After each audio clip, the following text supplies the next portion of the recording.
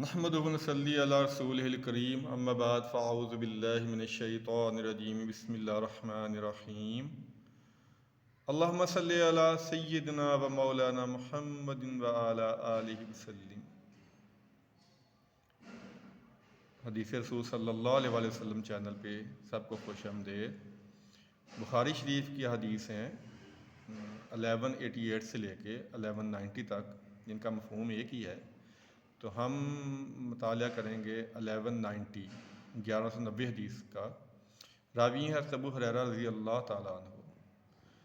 وہ روایت کرتے ہیں کہ نبی پاک صلی اللہ علیہ وآلہ وسلم نے ارشاد فرمایا کہ جاوے، یعنی خاص طور پہ جو سفر کرنا ہے وہ صرف 3 مساجد کے لیے ہے: مسجد حرام، مسجد نبوی صلی اللہ علیہ وآلہ وسلم اور مسجد الاقصی۔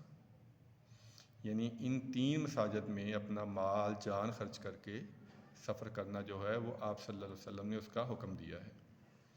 مساجد کی اسلام میں بہت بڑی اہمیت ہے، بہت بڑی اہمیت ہے۔ کچھ مساجد میں ہم جو نماز پڑھنے کا ثواب ہے اس کا ذکر کریں گے۔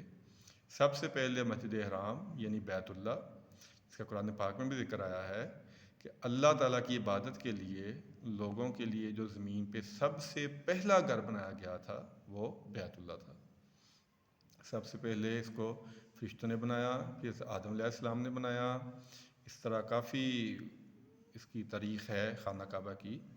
تو اس میں نماز پڑھنے کا جو اجر اور ثواب ہے وہ 1,00,000 نماز کے برابر ہے۔ سبحان اللہ۔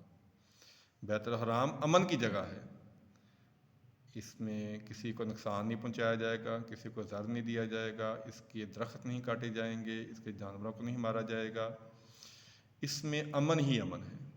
نماز پڑھنے کا جو اجر ہے آپ اندازہ کریں کہ اگر بندہ 5 نمازیں با جماعت ادا کرے مسجد حرام میں، اس کا کتنا اجر ثواب ہے کہ ایک نماز کا 1,00,000 کا ثواب ہے۔ مسجد نبی صلی اللہ علیہ وآلہ وسلم، اس کے بارے میں مختلف روایتیں ہیں۔ 1,000 نماز کا بھی ہے، 10,000 نماز کا بھی ہے اور 25,000 نماز کا بھی ہے۔ مسجد قباء مدینہ مسجد نبوی سے تھوڑی سی دور ہے۔ آپ صلی اللہ علیہ وسلم نے ارشاد فرمایا جو شخص گھر سے وضو کر کے جائے اور مسجد قباء میں صرف 2 نفل ادا کرے، اس کو ایک مکمل عمرے کا ثواب ملتا ہے۔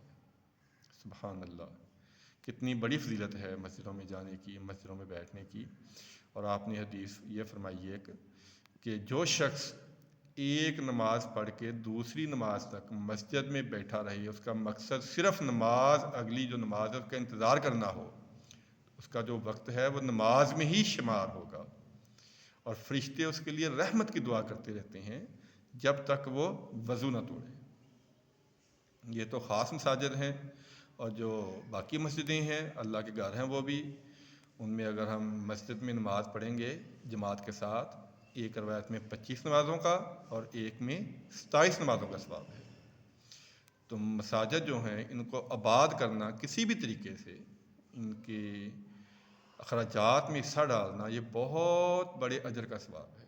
اللہ کے گھر ہیں اور اللہ کے گھروں کو آباد کرنے کا ذکر قرآن پاک میں بھی آیا ہے کہ اللہ کے گھروں کو وہی آباد کرتے ہیں جن کے سینوں میں اللہ کا ڈر اور خوف اور ایمان ہو۔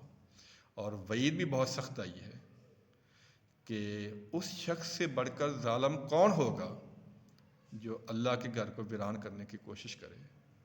ویرانی کے بہت سارے وجوہات ہیں، کسی کوئی دل آزاری کرنا مسجد میں اچھے انتظامات کا نہ کرنا، اور مسجد کی کوئی چیز بننے والی ہو اس کو نہ بنانا، یہ بہت خرابی والی بات ہے۔ مساجد امن کی جگہ ہے، مردوں کے لیے خاص طور پہ نماز مسجد میں ہے، ہمیں مسجد میں آ کے نماز ادا کرنی چاہیے، اللہ تعالیٰ کے گھر کی حفاظت کرنی چاہیے، جہاں تک ہو سکے اس کی خدمت کرنی چاہیے اپنے مال سے جو اللہ نے دیا ہے، اور جو نمازی حضرات آتے ہیں ان کی عزت اور احترام کر کے، کسی کی دل آزاری نہ ہو مسجد میں، کیونکہ مسجد کسی ایک کی نہیں ہے، یہ اللہ کا گھر ہے، یہ سب کے لیے برابر ہے۔